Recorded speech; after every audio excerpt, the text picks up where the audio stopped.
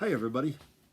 We'll do another chapter of Mrs. Peter Rabbit. First of all, hello to Jackson, Matthew, Marjorie, Emma, all in Maine, Malia and Lucas in Missouri, to Kaiming and Rukai in Washington State, to Hope here in Maine, and Dylan and Lucas here in Maine, Leslie and Mary, our friends way over across the North Atlantic in England, to Ezzy and Indy in Oklahoma, to Kayla here in Maine, to Sylvia, Macy, and Lillian here in Maine, Happer and Judson in Maine, Caden and Xander in Maine, Evangeline and Isaac in Rhode Island, Mabel way over in the country of China, and Oliver, Madeline, and Wyatt way out west, and Alex up in Passadumkeag of Bangor.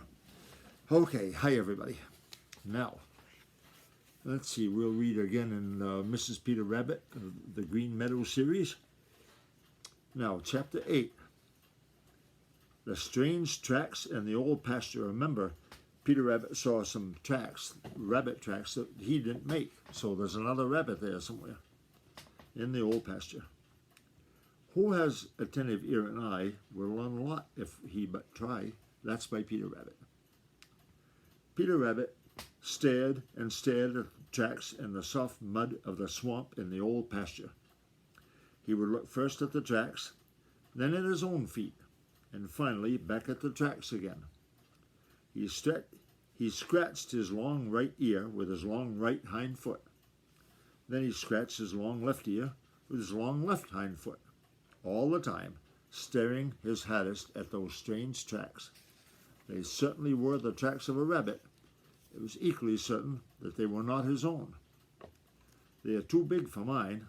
They're too small for Jumper the Hare's. Besides, Jumper is in the Green Forest and not way off up here, said Peter to himself. I wonder if you will try to drive me away. Oh-ho. You see, Peter knew that if he had found a strange rabbit in his dear old briar patch, he certainly would have tried his best to drive him out, if he felt that the old briar patch belonged to him. Now he wondered if the maker of these tracks would feel the same way about the old pasture. I think the old pasture is a lot bigger than the briar patch. But anyway, Peter looked troubled as he thought it over. Then his face cleared. Perhaps, said he hopefully, he is a newcomer here too. If he is, I'll have just as much right here as he has. Perhaps he simply has big feet and isn't any bigger or stronger than I am. If that's the case, I'd like to see him drive me out. Peter swelled himself out and tried to look as big as he could when he said this. But swelling himself out this way reminded him of how stiff and sore he was from the wounds given him by Hooty the Owl, and he made a wry face.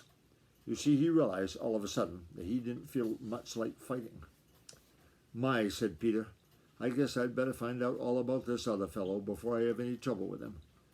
The old pasture looks big enough for a lot of rabbits, and perhaps if I don't bother him, he won't bother me.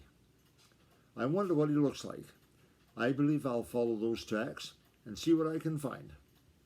So Peter began to follow the tracks of the strange rabbit, and he was so interested that he almost forgot to limp. They led him this way and that, through the swamp and then out of it. At the foot of a certain birch tree, Peter stopped. Ha, said he. Now I shall know just how big this fellow is. How was he to know? Why, that tree was a kind of a rabbit measuring stick. Yes, sir, that's just what it was. You see, rabbits like to keep a record of how they grow, just as some little boys and girls do. But as they have no doors or walls to stand against, they use trees. And this was the measuring tree of the rabbit whose tracks Peter had been following. Peter stopped at the foot of it and sat down to think it over. He knew what that tree meant perfectly well. He had one or two measuring trees of his own on the edge of the Green Forest.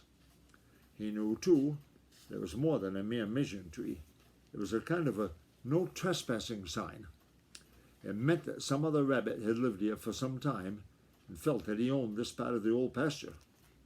Peter's nose told him that, for the tree smelled very, very strong of rabbit, of the rabbit with the big feet. This was because whoever used it for a measuring tree used to rub himself against it as far up as he could reach. Peter hopped up close to it. Then he sat up very straight and stretched himself as tall as he could, but he wisely took care not to rub against the tree. You see, he didn't want to leave his own mark there, so he stretched and stretched, but stretch as he would, he couldn't make his wobbly little nose reach the mark made by the other rabbit. "My sakes, he is a big fellow," exclaimed Peter. "I guess I don't want to meet him till I feel better and stronger than I do now." Oh, that's the end of that chapter. Well, we'll see what happens in the next chapter tomorrow. Okay, bye-bye, everybody.